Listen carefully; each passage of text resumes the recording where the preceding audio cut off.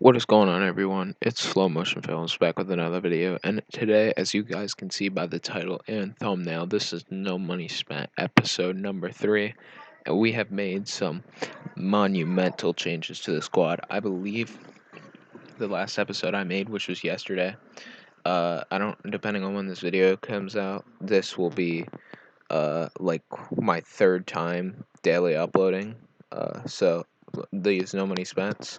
So that means every single day that the game has been out, I have uploaded a no money spent video at least one time. So, yeah, as you all can see by the thumbnail, we picked up two massive players now. Later on in the season, they won't mean anything, but now this is a pretty huge pickup. So we got this Bradley Beal card for literally 130 something K, maybe even 150K. I don't know. But this card is genuinely a beast. 72 dunking, 76 layup, 78 inside the paint shot, 76 scoring with contact, 79 a shot off dribble, 77 contested shot. He's got a decent steal, but the thing that is key with this guy is 81 three-pointer with my Steve Nash boost. I got this Steve Nash from playing the campaign. I do really recommend him as long as you, what's it called, make sure that all your players are matching his system, because if not, like at least like 3 players, I would prefer 6 because +2 is a whole lot better than +1 3-point rating. But yeah, this Steve Nash, I do highly recommend you go ahead and pick up from those campaigns. But yeah, so it makes my Bradley Beal have an 81 three-pointer. He hits a ridiculous amount of shots. I'm not even going to lie, though. I do think that his price is a little bit steep for what he is, because there's this Devin Booker card I've been eyeing if I could find him. But the problem is, I usually can't find him. Like, he's literally never on the auction house, but he is a base 81 three-pointer, if I can remember off at the top of my head. So he's already better than Bradley Beal for what I need him to do. And he's probably going to be a lot cheaper, maybe like 70K max, 50K minimum.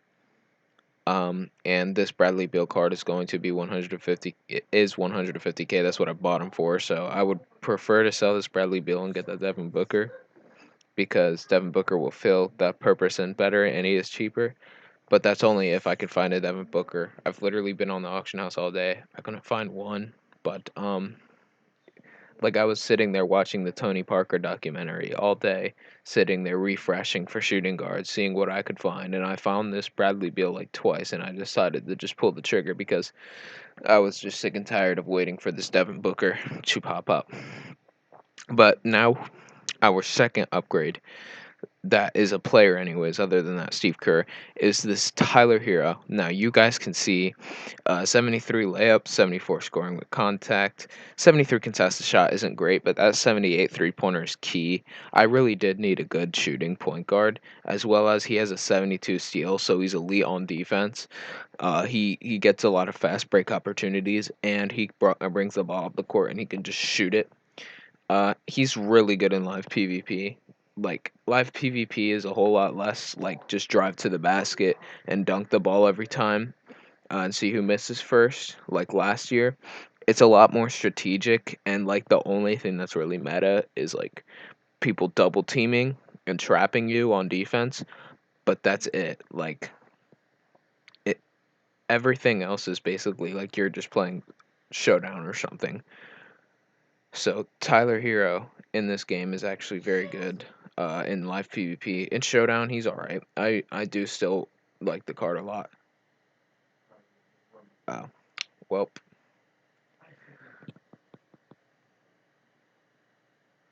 sorry for those notifications. Yeah, I'm not gonna click on that. Anyways, Stewart. Um, this guy, I know I talked about him in my budget ballers episode. I don't know if you guys saw that because I don't have it in the No Money Spent playlist, and I'm pretty sure eventually a lot of people are just going to come to this channel just to watch the No Money Spent episodes. But this guy's a beast. I just want to shine some more light on him. He's literally better than 76 overall Bill Russell. So we're going to be keeping him on the squad for a while. I tried this Felicio guy. He had like a 74 3-pointer with, I think, a higher mid range than this Stewart guy, maybe like 78. On top of that, he had 80 dunking, but the problem was he couldn't grab a rebound. Like, he was an offensive beast, but he did not know how to play defense or grab a single rebound. I got cooked. I think I got like the final score of the game that I played with him was like 18-9, and I lost that game. By the way, now I win basically every showdown game with this Stewart guy back in, and I also replaced Felicio with this Wendell Carter Jr. because he is indeed a strategic. I believe that's what the gameplay style is called, right? Um, Boost item style. Strategic, yeah. A strategic center. Felicio, he was a defensive center. Or what is this called?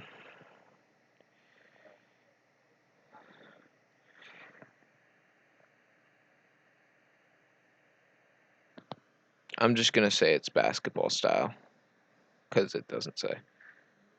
Wait, oh wait, no, it's wrong category. Power. So yeah, Felicio was power. So I replaced Felicio with Wendell Carter Jr. so I could keep Tyler Hero in the lineup with no problems or complications.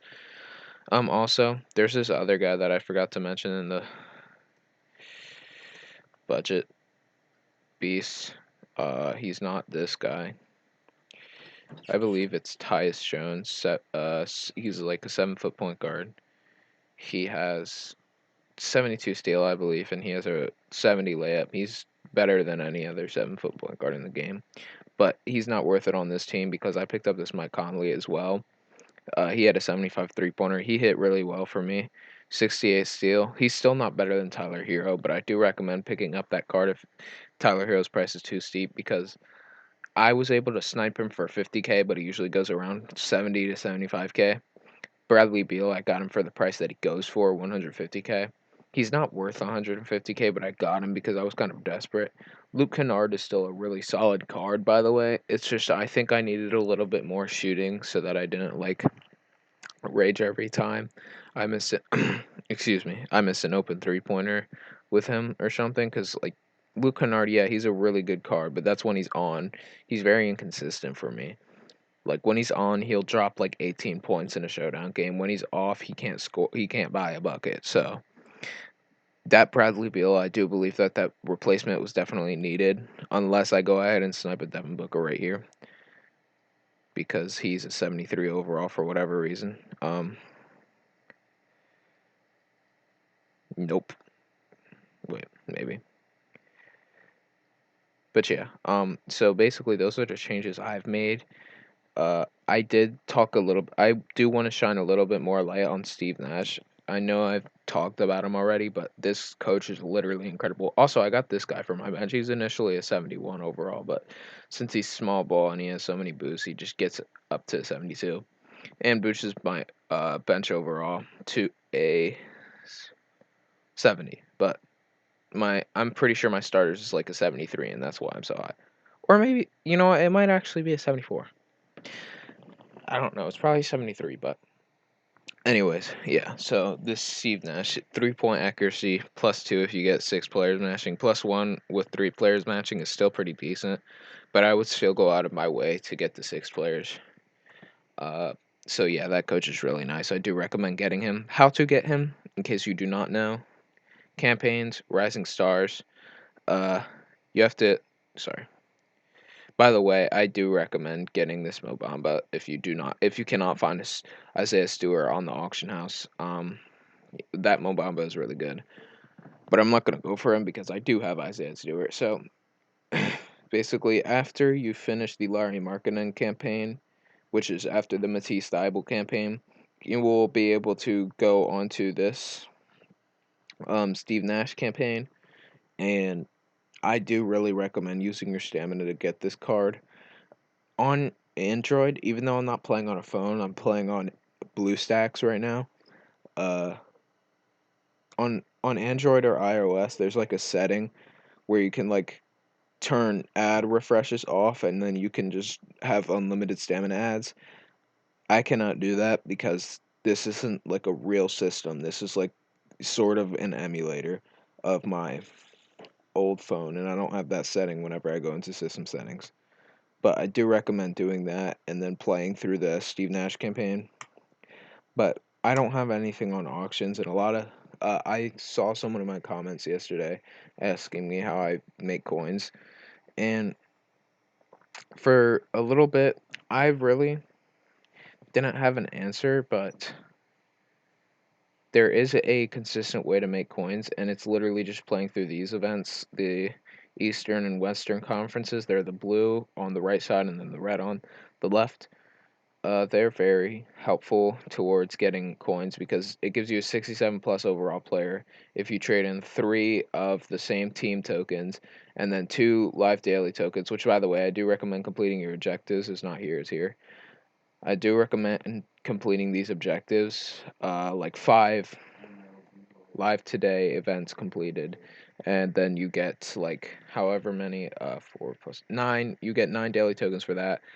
I was gonna do these, but I needed to do my Steve Nash events first because I did get him today. So I do recommend getting these two out of the way as well. I did not do it, but I'm probably going to do that later on today because I do have stamina. Um, and once you do get those, you can trade in the team tokens. Like for example, say I have 3 of these Nets ones.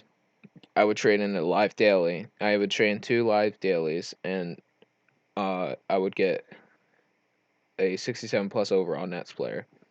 And if I get lucky and I pull a gold, that's 20k made. And you get so many tokens out of that to the point where like you at least profit 100k every single time that you complete all of those events, and you have enough live daily tokens to get like 7. Like you get at least 100k from that. So, or no, like at least 70k, which is a really good uh use of your time, in my opinion. Another thing that uh people might have asked if I did not address it right now is how I got all of this XP to be level 12 and have arena mode. Um, these XP Blitz packs give you, excuse me, 900 XP per game, and what that does is um basically for 40 stamina you get 900 XP a game uh for these events, and if you play through all 10 of those you get uh literally like over 9,000 XP, uh and that's not even counting like the just off the rip XP that you get from that Steve Nash. But before you do this though, these events, I do recommend you do actually get that Steve Nash first. Knock out these events, by the way, because this Steve Nash will really help out your team. But um after that, and also it gives you a lot of XP. That's what I forgot to mention. These events give you a good bit of XP. Like for example, for the Steve Nash ones, off rip, I know it doesn't show here because I got all the rewards, but like it gives you 750 each event that you play through this, as well as you get so many rewards from this that it's just totally worth doing the Steve Nash. Um, and also, sorry, I'm losing my breath. I need to catch it. Whew. Okay, and also after you're done that, literally just grind through those XP ones, and you should have enough to get live PvP. Um, and basically, I don't know if it's really worth it because you don't have to pay 50 cash off rip. You are able to play through 5 tournaments, so you either get 2 wins or 2 losses in order to complete a tournament, and once you complete all 5, once you get through 5 tournaments for free, they stop handing them to you for free for the day, and you have to spend 50 cash each tournament that you play.